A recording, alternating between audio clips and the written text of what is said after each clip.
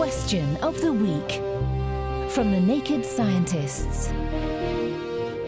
Hello and welcome to Question of the Week. I'm James Titko. This week's question comes in from listener John. I was waiting for my flight from Durban to Johannesburg to take off. I shuffled my playlist and ELO's Last Train to London came on.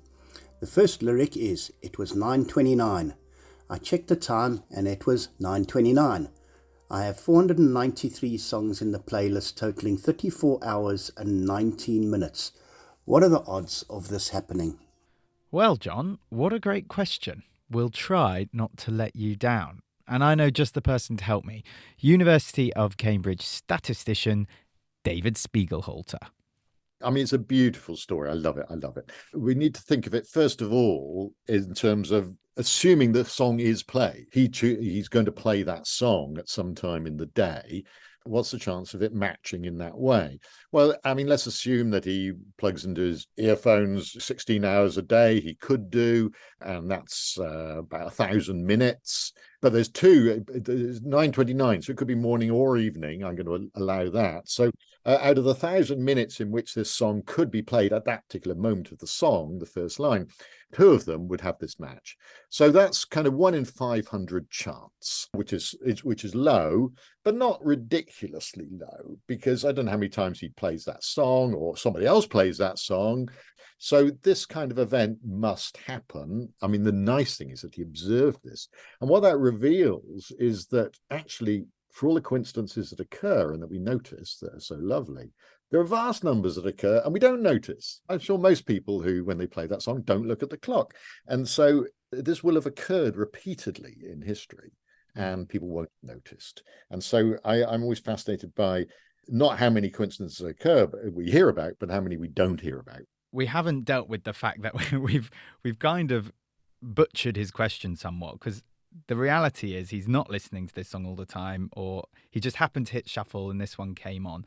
But to even begin to calculate the odds of that, we've got to consider things like how often John is listening to music, and then crucially, I suppose, what songs he has in his playlist and how many of them even contain references to time.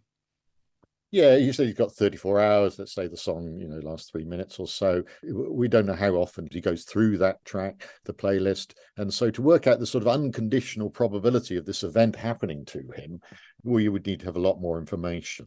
But as I said, it's happening to somebody. The other thing which you mentioned is, are there other songs that mention time? And what it reminds me of is a wonderful art exhibition called The Clock, which I saw at the Tate Modern in London a few years ago. And this is a 24-hour film. And all it is clips from film and television of segments that at some point will show the time. Somebody will look at their watch, the camera will spot a clock on the wall, and that time is always the time at which the film is being shown.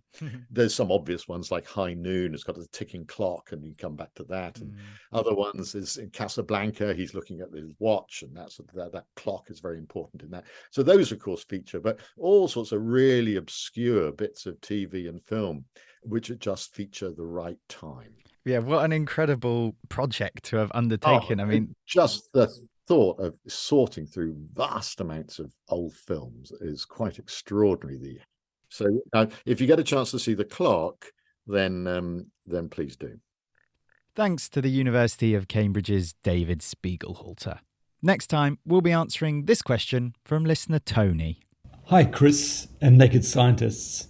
I heard that water that has previously been boiled freezes much faster than water which is not. If true, how is that possible? Pre-boiled and unboiled water are both still just H2O, right? This keeps me awake at nights. Kind regards from Papua New Guinea, Tony. That's all for this edition of Question of the Week. But if you've got a question you'd like us to try and answer, send that or any other feedback into chris@nakedscientists.com.